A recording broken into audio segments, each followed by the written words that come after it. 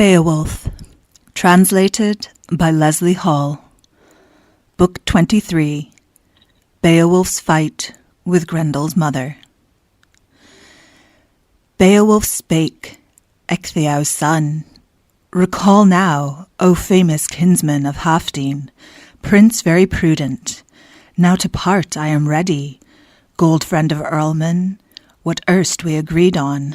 Should I lay down my life in lending thee assistance, when my earth joys were over, thou wouldst evermore serve me, instead of a father. My faithful thanesmen, my trusty retainers, protect thou and care for. Fall I in battle, and, Hrothgar beloved, send unto Hygelac the high-valued jewels thou to me hast allotted. The lord of the Geatmen may perceive from the gold, the Hretling may see it, when he looks on the jewels that a gem-giver found I, good over measure, enjoyed him while able, and the ancient heirloom, Unferth permit thou, the famed one to have, the heavy sword splendid, the hard-edged weapon. With Hrunting to aid me, I shall gain me glory, or grim death shall take me." The Atheling of Geatmen uttered these words, and heroic did hasten. Not any rejoinder was willing to wait for. The wave-current swallowed the doughty in battle. Then a day's length elapsed, ere he was able to see the sea at its bottom. Early she found then, who 50 of winters, the course of the currents, kept in her fury, grisly and greedy, that the grim one's dominion someone of men from above was exploring. Forth did she grab them, grappled the warrior with horrible clutches, yet no sooner she injured, his body unscathed, the byrnie outguarded, that she proved but powerless to pierce through the armor.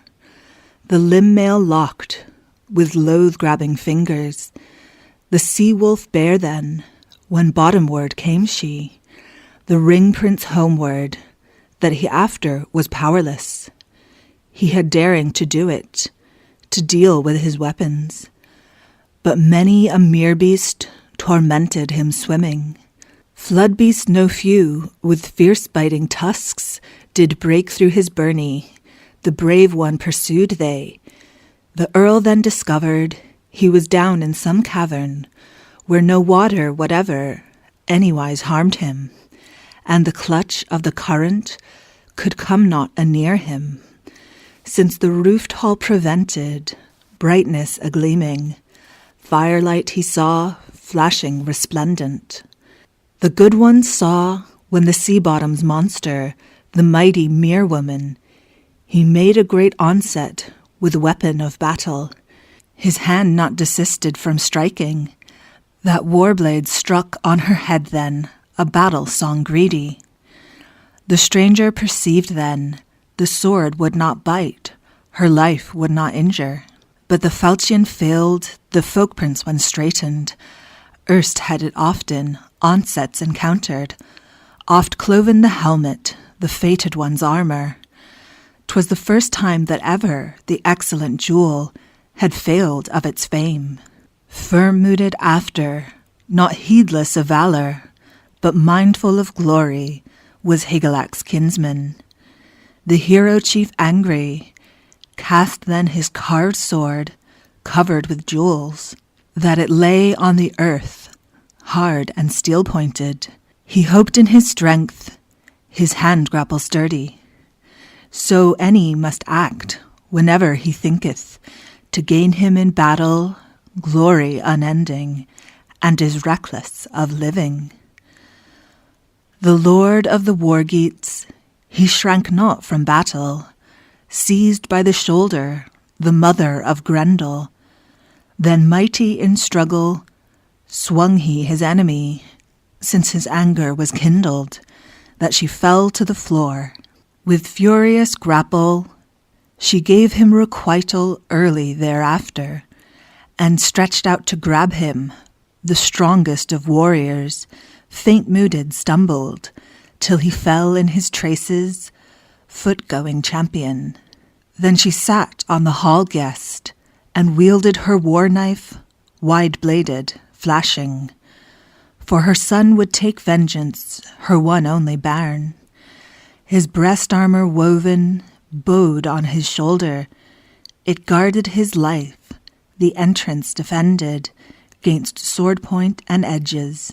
Ecgtheow's son there had fatally journeyed, champion of Geatmen, in the arms of the ocean, had the armour not given, close-woven corslet, comfort and succour.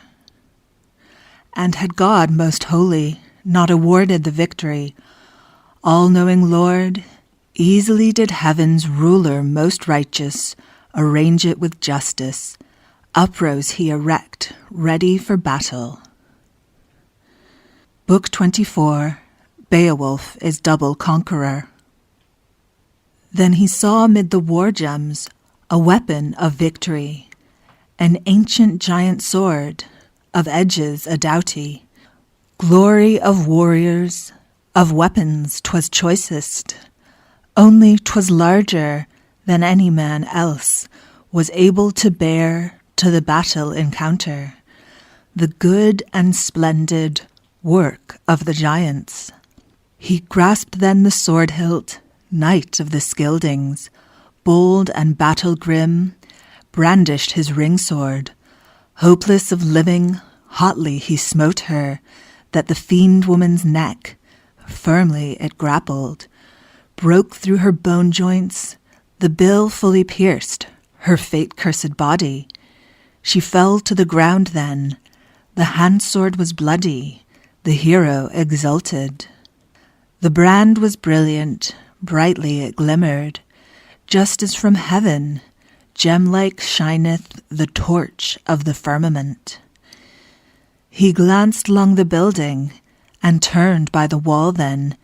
Hygelac's vassal, raging and wrathful, raised his battle-sword, strong by the handle. The edge was not useless to the hero in battle, but he speedily wished to give Grendel requital for the many assaults he had worked on the Westanes, not once but often, when he slew in slumber the subjects of Hrothgar, swallowed down 15 sleeping retainers of the folk of the Danemen, and fully as many carried away, a horrible prey.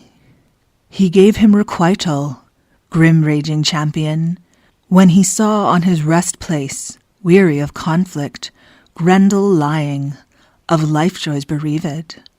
As the battle at Heorot erstwhile had scathed him, his body far bounded, a blow when he suffered, death having seized him, sword-smiting heavy, and he cut off his head then. Early this noticed the clever carles who as comrades of Hrothgar gazed on the sea-deeps, that the surging wave-currents were mightily mingled. The mere flood was gory. Of the good one the grey-haired together held converse, the hoary of head, that they hoped not to see again the atheling ever, that exulting in victory he'd return there to visit the distinguished folk-ruler. Then many concluded the mere-wolf had killed him. The 9th hour came then. From the ness-edge departed the bold-mooded Scyldings. The gold-friend of heroes homeward betook him. The strangers sat down then, soul-sick, sorrowful, the sea-waves regarding. They wished and yet weened not their well-loved friend lord to see any more. The sword-blade began then, the blood having touched it, contracting and shrivelling with battle icicles. 'Twas a wonderful marvel that it melted entirely, likest to ice when the Father unbindeth the bond of the frost and unwindeth the wave-bands. He who wieldeth dominion of times and of tides, a truth-firm creator. Nor took he of jewels more in the dwelling, lord of the wedders, though they lay all around him, than the head and the handle handsome with jewels. The brand early melted, burnt was the weapon, so hot was the blood, the strange spirit poisonous that in it did perish. He early swam off then, who had bided in combat the carnage of haters, went up through the ocean, the eddies were cleansed. The spacious expanses, when the spirit from far land his life put aside, and this short-lived existence. The seaman's defender came swimming to land then, doughty of spirit, rejoiced in his sea-gift, the bulky burden which he bore in his keeping. The excellent vassals advanced then to meet him. To God they were grateful, were glad in their chieftain, that to see him safe and sound was granted them. From the high-minded hero, then helmet and byrnie were speedily loosened. The ocean was putrid. The water neath welkin weltered with gore. Forth they did fare then, their footsteps retracing, merry and mirthful, measured the earthway, the highway familiar. Men very daring bare then the head from the sea cliff, burdening each of the earlmen, excellent valiant. 4 of them had to carry with labour the head of Grendel to the high-towering gold hall, upstuck on the spear, till 14 most valiant and battle-brave Geatmen came there going straight to the palace. The prince of the people measured the meadways, their mood-brave companion. The eighthling of earlmen entered the building, deed valiant man, adorned with distinction, doughty shield warrior, to address King Hrothgar. Then hung by the hair, the head of Grendel was borne to the building, where beer thanes were drinking, loth before earlmen and eke for the lady. The warriors beheld then a wonderful sight.